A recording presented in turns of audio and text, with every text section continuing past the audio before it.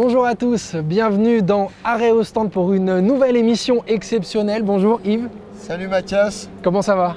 Ça va impeccable, moi tu sais, dès qu'on est sur les paddocks, je suis toujours heureux. Eh bien oui, sur les paddocks, parce que vous l'aurez reconnu, nous sommes à Manicourt dans un circuit mythique en France, même en Europe on peut le dire. Au circuit international de Nevers-Manicourt, le fameux circuit historique de Formule 1, même si ça fait quelques années que la Formule 1 n'est pas revenue ici, toute l'infrastructure est là et prête à l'accueillir d'ailleurs. Bon d'ailleurs, vous le verrez, on a mis les petits plats dans les grands dans cette émission puisque tu as eu un entretien exceptionnel. Dis-nous avec Yves. Donc on a eu la chance d'accueillir Anthony Beltoise, fils de Jean-Pierre, le pilote de F1 et neveu de François Sevère. Donc forcément un grand nom du sport automobile et on a retracé toute sa carrière. À 50 ans, elle est vraiment sympa. Eh bien allez, on a hâte de découvrir cet entretien, on vous le propose tout de suite.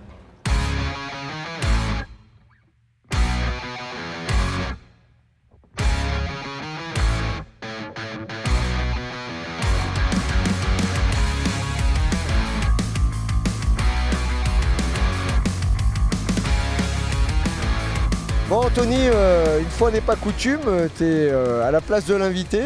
C'est pas toi qui fais ni les essais ni la présentation.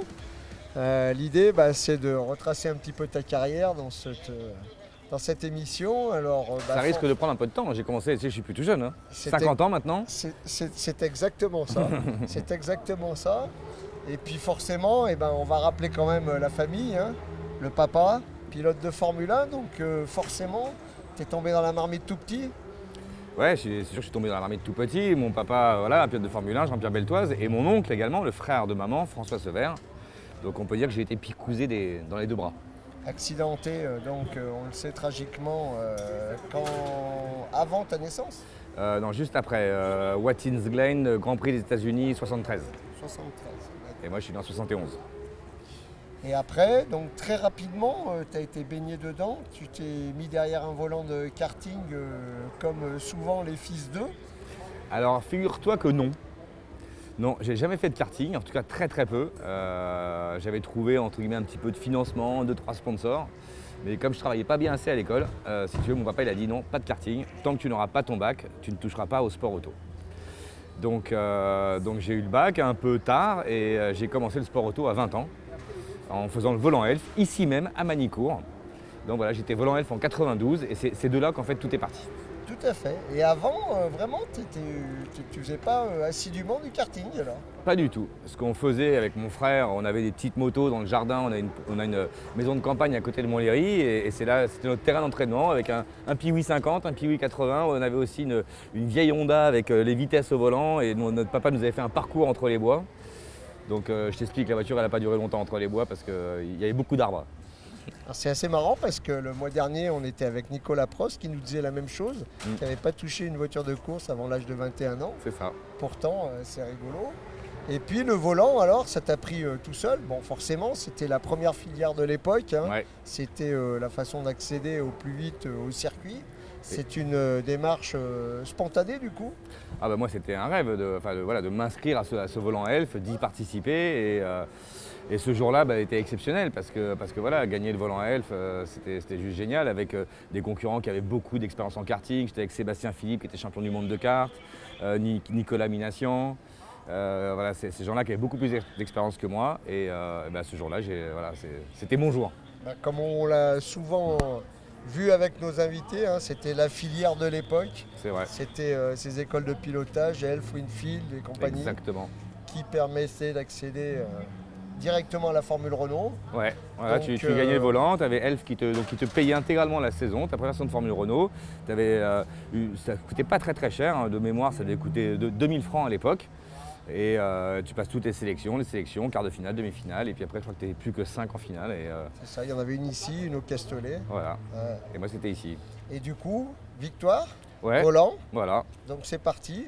Donc ces premières saisons en Formule Renault, monoplace, et puis là tu te dis c'est parti pour une carrière en monoplace. Donc... Ouais, c'était pas évident. Moi, je me rappelle très bien, ma première course, je fais un podium, ce qui était assez rare pour un volant F, j'étais hyper content. Et puis après, ça a été devenu un peu plus compliqué. Peut-être que je me suis mis la pression. J'avais pas l'habitude de peloton, j'étais pas à l'aise dans le peloton. J'arrivais à faire des chronos, aux essais, en qualif, mais c'est vrai que dès qu'il fallait entre guillemets aller à la guerre, je savais pas faire. Donc il a fallu qu'en fait que je fasse tout cet apprentissage que j'ai pas fait en karting. Je l'ai fait dans mes premières saisons de Formule Renault. C'est ça. C'était quoi, Martini MK30 à l'époque, non? Alors, MK, je sais pas quoi, mais c'était les Martini. C'était les moteurs d'R18 Turbo à l'époque. C'est voilà, fait par un mec au Mans là, qui s'appelait un peu un sorcier des moteurs. C'est ça, c'est ça. Je sais plus comment il s'appelait, mince. Donc après, tu redoubles. Après, en fait, si tu veux, on était 3 volants F, un au Castellet, un au Mans, un à Manicourt. C'était Stiviès au Castellet, c'était Sarrazin au Mans et moi à Manicourt. Et si tu veux, le deal était très clair en début d'année. On était 3 volants F, donc ils gardaient entre guillemets les 2 meilleurs au classement général. Et comme je te disais, moi je faisais des perfs, mais au classement général, j'ai été derrière eux. Donc c'était la porte. Ils m'ont écarté de la filière. Donc après, j'ai fait une saison de Formule Renault chez Alpa. Dans un autre team. Autre team, autre châssis. Au début, c'était un peu compliqué. Puis à la fin, on a fait des super résultats. Je me souviens qu'on avait fini 2 au final Renault, qu'on avait fait quelques pôles, la pôle à Albi. Donc ça m'avait pas mal redonné confiance. Et du coup, je suis parti en Formule 3 avec eux. Ça, c'était donc, on est en 95. Donc là, on passe l'année d'après. On monte d'une marche. On monte d'une marche, Formule 3, avec ce team qui découvrait la Formule 3. J'avais été acheter mon châssis Dallara chez Stewart Racing en Angleterre. J'avais pris la voiture de mes parents, la remorque. J'avais été chercher la voiture. Et comme c'était la petite team, tout petit budget, on avait opté pour le moteur Honda qui était préparé par un Suisse, Honda Semaz. Et bon, c'était pas le très bon choix. On fait une année pas terrible. Mais j'arrive quand même à rester en Formule 3 l'année d'après, en 96. Et là, je vais rouler dans un team italien, Dallara Fiat, Nova Motor. Et là, c'était une année exceptionnelle pour moi. Je me suis éclaté. Je finis vice-champion de France d'F3. C'était une super année. Ça a été le déclic, là, le vrai gros déclic. Oui, pour oui. jouer, Pouvoir jouer un championnat, c'était entre guillemets ma première fois que ça m'arrivait. Mais j'oublie pas, je t'ai pas dit quelque chose, c'est qu'avant même d'avoir fait, juste après le volant F, j'ai participé à la première course de Caterham à Montlhéry. Tiens donc. Et grâce à mon oncle Christian Bonal. Et cette course, je l'ai gagnée. C'était assez incroyable, c'était un souvenir fabuleux. C'était quoi ces modèles de Caterham à l'époque? C'était les petites Caterham avec le moteur Ford de Kent, donc c'était pas très puissant. Mais un exceptionnel souvenir et surtout pour la confiance, c'était génial. Finalement, il fallait bagarrer dans le peloton avec tout le monde. C'était un peu comme aujourd'hui, hein, je veux dire. Ça change pas, ça. Ça change pas. C'est toujours la bagarre. Et même aussi pour trouver les volants, les budgets. Quand tu avais raté le coche, je veux dire, de la filière Elf. C'est ça. Après, c'est très compliqué. C'est très compliqué. Ouais. Puis même mentalement, ça fait chier de se faire virer. Ouais, mais bon. Ce qui est étonnant, c'est que tu n'avais pas une super grande expérience finalement. Voilà. Hein, j'aurais pu en tenir compte, mais bon, écoute, c'est comme ça. Il n'y a pas d'exception à faire, je n'en veux pas du tout, c'était la règle. F3 et puis F3000 après? Ouais, alors pareil, on monte avec mon team italien, parce que j'avais un très gros sponsor qui était Speedy, mais ils avaient 2 pilotes, moi et Patrick Lemarié, et on n'a pas trouvé un team qui pouvait accueillir les 2 pilotes en 3000. Personne, c'était complet partout, donc on est monté avec mon team d'F3. Ça s'est fait très très tard, donc pour te dire, on est arrivé à la première course, on n'avait pas fait de journée d'essai. Donc c'était vraiment super compliqué. Et F3000, c'était quoi, 97 17? Exactement, 97. 17. Voilà, c'était les Lola, moteur Cosworth, c'était des voitures incroyables, hyper physiques, hyper rapides. Mais c'était aussi des voitures de spécialistes. Donc moi cette année-là, c'était Christensen, Montoya, qui avait d'autres. Il y avait Ayari, il y avait un paquet de bons pilotes. Mais bon, on était pas. C'était la grosse antichambre de la F1. C'était la grosse époque où c'était l'entonnoir final. Hein. Exactement. C'était l'entonnoir final avant la F1. Parce que c'était l'époque où cette génération-là, en tout cas la tienne, la mienne aussi d'ailleurs, c'était la filière monoplace, quoi. C'est ça. Il restait plus qu'un échelon, une marche à gravir. Mais bon, ça s'est pas très bien passé non plus. En plus, Speedy avait des gros problèmes économiques et ça s'est arrêté au bout de 6 courses. D'accord. Et on n'a pas fini la saison. Donc là, en 97, je me suis retrouvé à pied, sans volant. Carrément. Ouais. Et donc, je voulais quand même continuer le sport auto parce que j'avais un goût d'inachevé. Je voulais absolument gagner des courses, essayer de gagner un championnat. Et puis un nom, accessoirement. Oui, mais c'est pas ça qui me fait aller vite. Non. Mais, Non, mais enfin, je veux dire, voilà, la passion, quoi, la passion. Et donc, je me suis tourné vers une catégorie où je me suis dit, écoute, ça sert à rien d'aller viser. Tu sais que la F1, ça va être très compliqué. Maintenant, j'aurai une catégorie où on a tous la même voiture. Et donc, je me suis orienté vers le championnat de Clio V6. Je ne sais pas si tu te souviens de ça. À l'époque, bien sûr, je m'en souviens bien, avec ces grosses ailes. Là. Voilà, c'était un championnat incroyable, super relevé. C'est un championnat européen, donc il y avait tous les meilleurs pilotes européens. Je me rappelle super bien, parce que moi, je suis très ami avec Jérôme Polican, qui a fait rouler la première Clio V6. Exactement. C'était sa première voiture qu'il a fait rouler dans son team. Exactement, je me battais contre lui. Très bien, ouais. Je me battais contre lui. Et, Ils avaient même fait un championnat en Espagne, je crois, à l'époque. Ouais, il y avait certainement un championnat espagnol, mais enfin voilà, c'était super. Et si tu veux, à cette époque-là, Renault distribuait énormément de primes. Donc tu pouvais quasiment te financer, si tu jouais dans le top 5 régulièrement, tu pouvais financer tes courses avec les primes. Et c'est comme ça que j'ai réussi à monter le programme. Et du coup, 99, c'est ma première vraie victoire internationale où je gagne Monaco en Clio V6. Oui. Ah, ouais. Juste devant Polican.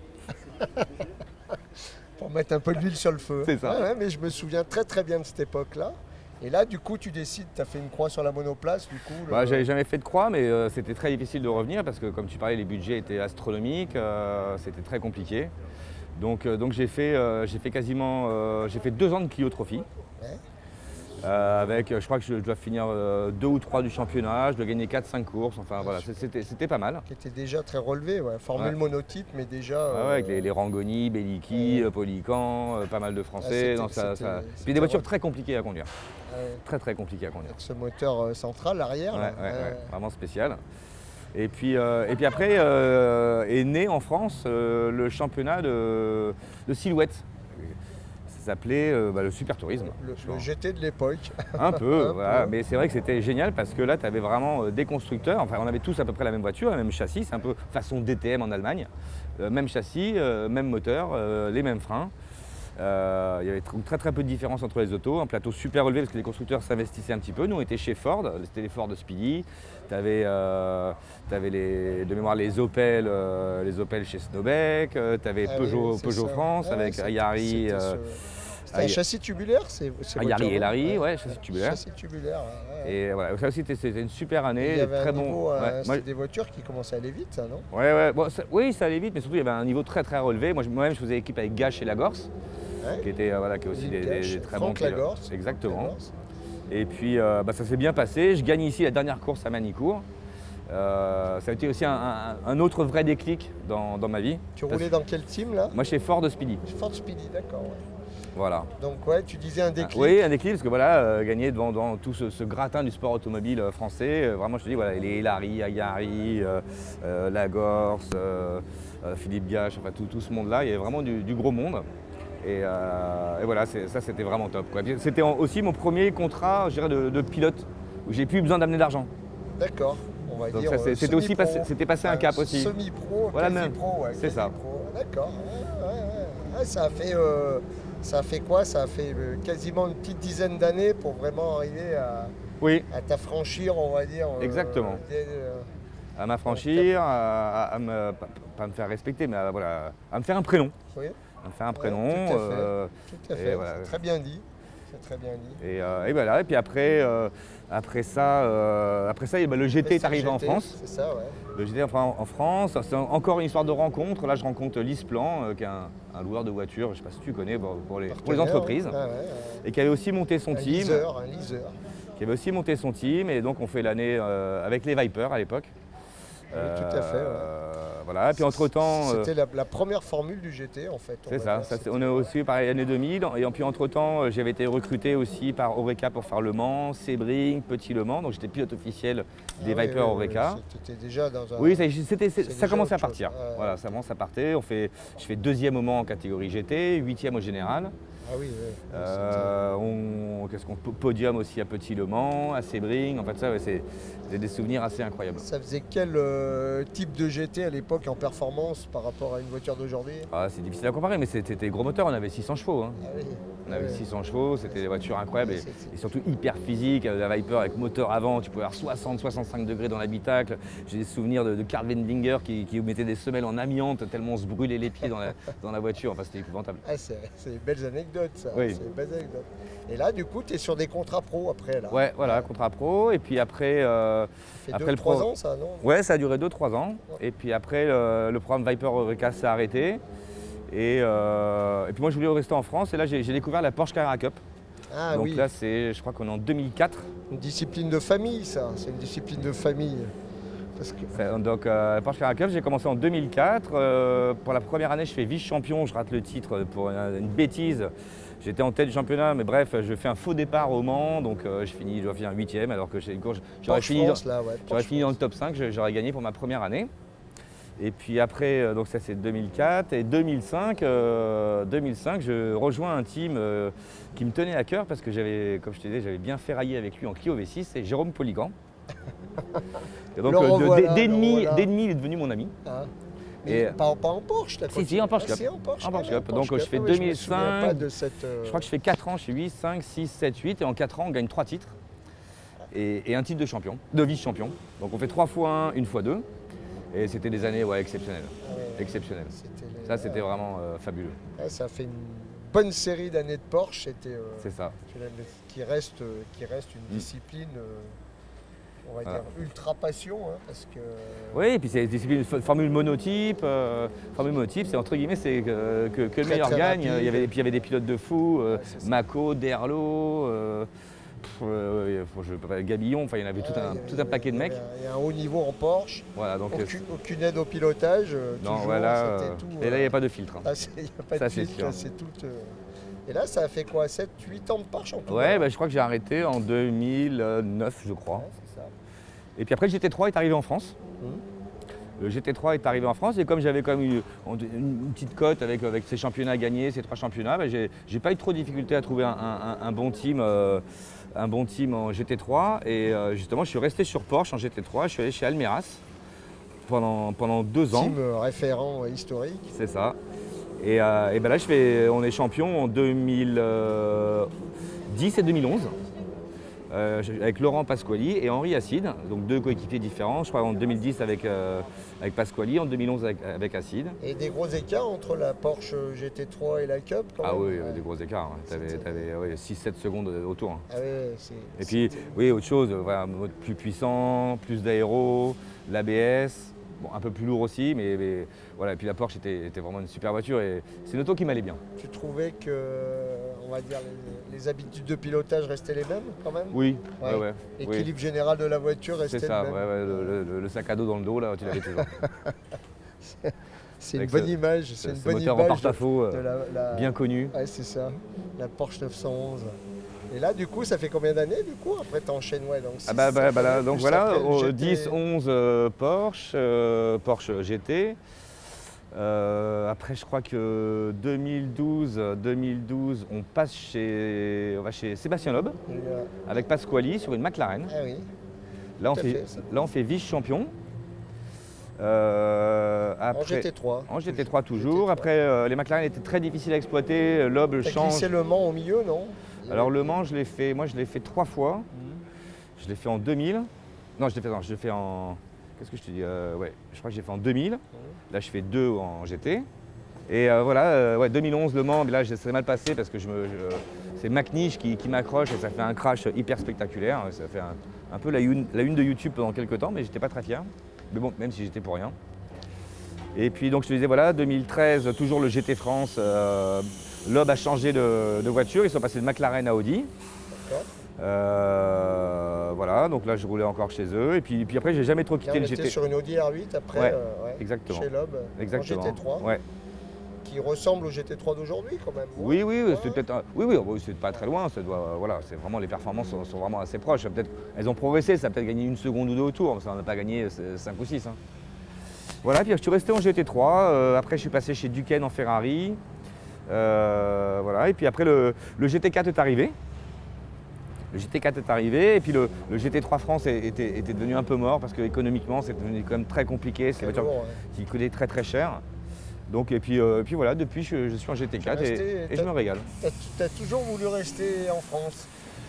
Non, parce que tu vois, là, cette année, je fais le championnat d'Europe aussi de GT4. Oui, en GT4. Ouais, non, mais oui, après, c'est vrai que je suis attaché à cette ambiance, aux gens que je connais, au circuit maintenant avec lesquels je connais par cœur. Puis voilà, j'aime bien rouler en France. Et la monoplace, pas de regret quand même? Non, aucun regret, parce que regret. je te dis, j'aurais pas eu tous ces succès en Porsche Cup et en GT, FFSA, GT3. Oui, j'aurais eu des regrets, mais ça m'a apporté tellement de bonheur, tellement de satisfaction que non, aucun regret. Puis les voitures avec les portières en pilotage, c'est sympa aussi. Hein, ouais, ça change. Et puis, de toute façon, voilà. Après, moi, tu sais, ma philosophie, c'est quoi? Tu conduis une monoplace, une GT, une voiture à 3 roues. Le meilleur, il doit être devant. Et du coup, ça t'a permis d'accéder à des contrats pro à peu près oui, pro, semi-pro. Voilà, j'arrivais à trouver entre guillemets des bons deals. J'ai toujours eu des sponsors fidèles qui m'ont suivi. Donc voilà, c'est sûr que c'est des petites sommes, mais bon voilà. Au moins déjà j'avais plus de budget à amener, c'était déjà un cap important. Ouais, c'était ça. Et puis du coup, tu es passé. Et dans toutes ces GT, alors est-ce qu'il y en a une qui t'a marqué plus que l'autre? Tu as fait pas mal d'années en Audi là récemment. Audi, super voiture, éclatée, vraiment géniale. C'est quoi les la McLaren aussi. Dernières années? La McLaren aussi, c'était une voiture très compliquée, mais quand elle était performante, ça allait très très vite. La Ferrari, bien, franchement, elles sont toutes. Le GT3, toutes les voitures sont bien. T'en as pas une qui t'a marqué plus que l'autre? Bon, si j'aimais bien l'Audi quand même. J'aimais bien l'Audi, et puis le Sébastien Loeb Racing, et puis, puis la Porsche aussi, chez Almeras. Voilà, l'Audi de Loeb et la Porsche de chez Almeras, c'est des grands souvenirs. GT3, c'était encore un cran au-dessus, quoi. C'est ça. GT3, ça va. C'est ça. Bon, c'est bien. Et puis récemment, donc, tu prends goût à l'Alpine, tu goûtes à l'Alpine. Ouais, nouvelle voiture. Nouvelle philosophie aussi. Ouais, tout à fait. Parce que je passe de l'Audi à quasiment 600 chevaux à une Alpine de 300 chevaux, mais il y a 400 kg d'écart. Mais c'est une voiture qui est très sympa, beaucoup de plaisir à rouler. Je trouve qu'aujourd'hui on manque un petit karting. Vivante, mais c'est sympa, c'est sain, c'est très sain, mais en effet il faut s'en occuper. Il nous manque encore un petit peu de perfo, je pense, en qualif, mais en course c'est vraiment très sympa parce que la voiture est tellement légère qu'elle dégrade beaucoup moins les pneus que les autres. Et du coup on s'amuse pas mal. C'est super, c'est super. Bon Anthony, je crois qu'on a bien retracé on a fait le tour, ta carrière, c'est pas mal. Je t'avais dit que c'était un peu long. Ouais, mais c'est normal. C'est normal, une très belle carrière d'une trentaine d'années. Merci Yves. Ce qu'il faut retenir à ça, c'est quand même que malgré que Anthony Beltoise, fils d'eux, il a pas passé sa jeunesse dans un karting, il a fait un peu comme tout le monde. À l'âge de 20 ans, il allait faire son volant comme tout le monde, puis il allait se bagarrer avec les autres. C'est quand même assez sympa, ça. C'est qu'on s'aperçoit qu'en course automobile, il faut se retrousser les manches et il faut y aller. Il faut se cracher dans les mains. Comme tout le monde, il faut se cracher dans les mains. Exactement. On était super contents de t'avoir dans nos invités. Merci de l'invitation. Une fois n'est pas coutume, de ce côté du micro, à nous raconter ta carrière. Ça nous a fait super plaisir. On te dit à très très bientôt à la télé. Au revoir Yves. Bye bye, salut Anthony. Rendez-vous dimanche sur Automoto.